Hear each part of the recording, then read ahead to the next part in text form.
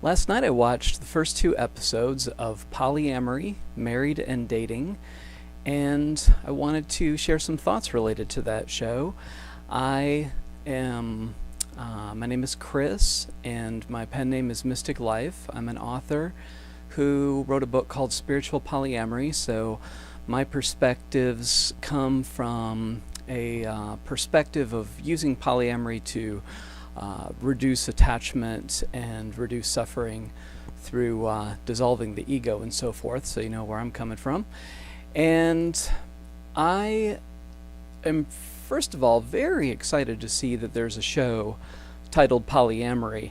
The subtitle, Married and Dating, I think can be confusing for people who are new to polyamory. You don't have to be married. I mean, there are people on the show, it's a reality show, who are not married, and I think the title was an attempt to briefly give an idea of what it's about, use a phrase, married and dating, that was a little provocative, a little, would make people curious and intrigued and so forth. But you don't have to be married at all to be poly. And I had been thinking recently, before hearing about this program, that for the movement to really take off, it's going to need more mainstream exposure. And so even though a lot of people don't have Showtime, maybe if you know somebody who does, if you don't have it, you could watch it with them. And it is going to be exposed on a much larger basis than ever before. So I feel an excitement, probably the way a lot of people in the gay community felt when Ellen DeGeneres came out, and since then, a lot of other people who are famous have come out as gay. And I think that with polyamory, there's a lot of a lot of scrutiny that comes to people who come out. And so even if in my thoughts about the show, if I say something critical about the people in it, I did want to convey that I really respect them for being so courageous and being seen so transparently, because obviously when you're in the public eye, you open yourself up to a lot of criticism, especially when you're doing something that is going against mainstream values so much. So when I started watching it, I don't know anything about the show really, what was going to happen and so forth, but it seems like it's basically focused on a foursome and a threesome.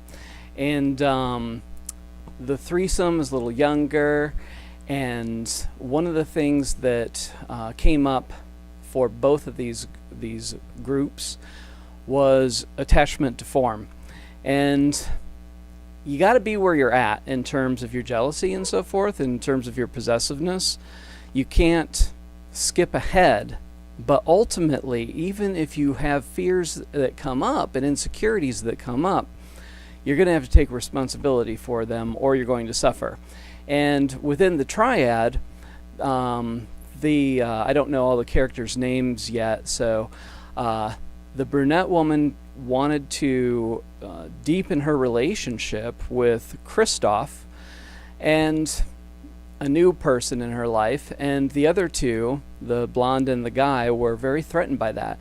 And I understand the feelings of fear that came up for the other two, and I've experienced them myself, and I've also done manipulative behavior in the past, similar to what they did, and I just felt somewhat triggered by the way they were using their concept of rules, which she was not violating, the brunette was not violating, in my perspective, to hold her back. And I thought the brunette, who I also admit I have a crush on, because she said really wise things, such as, if you hold me back, don't you think that's just going to make me want him even more? Which is true. Where there is a restriction to something that feels natural, there's obviously going to be more of a desire, because it becomes taboo.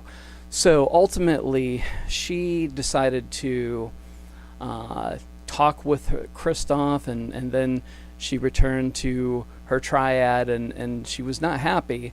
And it was understandable she was not happy, because this kind of restriction was fear-based, and I think she knew that on a certain level, and she called out the blonde on being passive-aggressive. I thought that there were some really sharp and very caustic things that were said by the blonde woman to manipulate.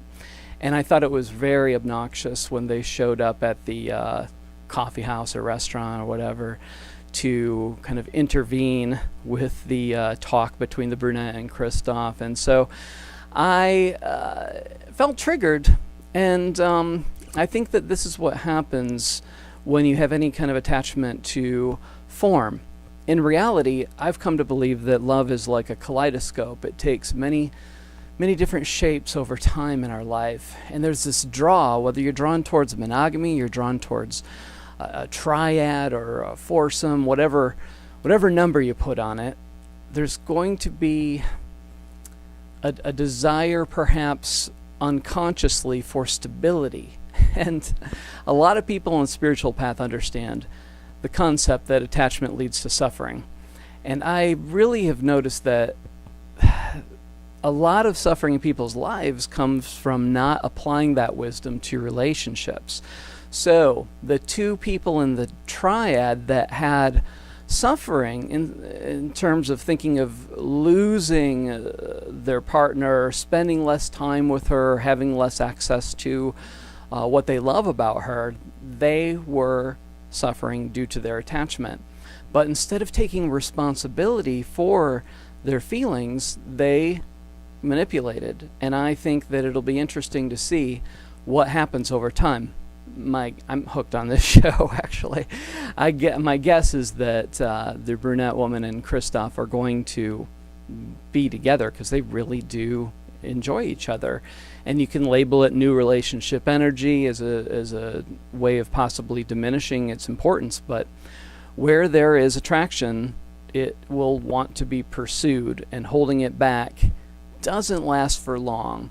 Again, you have to be where you're at, so if you have a lot of fears and so forth, you can express them, ask for what you want, ask for holding back and stuff. But I personally have decided in my life to just let go of putting my jealousies and fears on other people.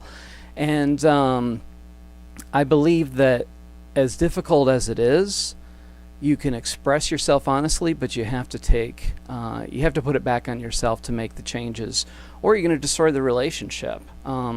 If you're treating a polyamorous or polyfidelitous situation in the same way that a monogamous relationship is treated, it's going to have the exact same problems, perhaps only multiplied by multiple jealousies and so forth. So releasing attachment to form is really the only way to be able to love without fear. And it takes a lot of work. And I think this is why polyamory is such an incredible way of developing yourself and releasing your ego. The foursome, and it was kind of interesting that just as the show begins, they decide to move in, two couples decide to move in together. And so I don't know if that timing happened organically or if it was perhaps influenced by the show, but it certainly leads to more interesting situations arising when you have four people living together. And I think that this foursome, I really pay attention to how people communicate, and the communication was much, much better amongst the foursome in terms of taking responsibility. For example, Kamala, who is fairly well known on the internet, if you're a poly person who follows the web, without the web, the polyamory movement could not have begun. It's just really hard to find people that, if you're so different from the mainstream. So Kamala, somebody that is recognizable if you've read about polyamory on the internet and so forth.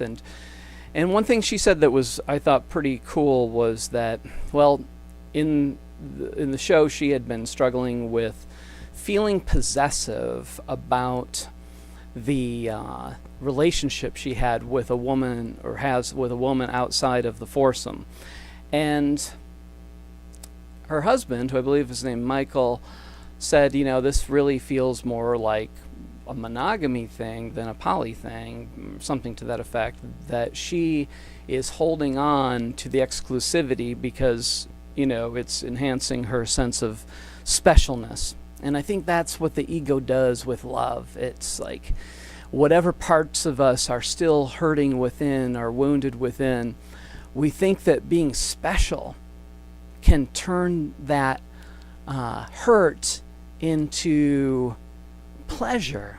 And it does for a little while, but it's not sustainable. And the only love that is sustainable is love that comes from a place of wholeness.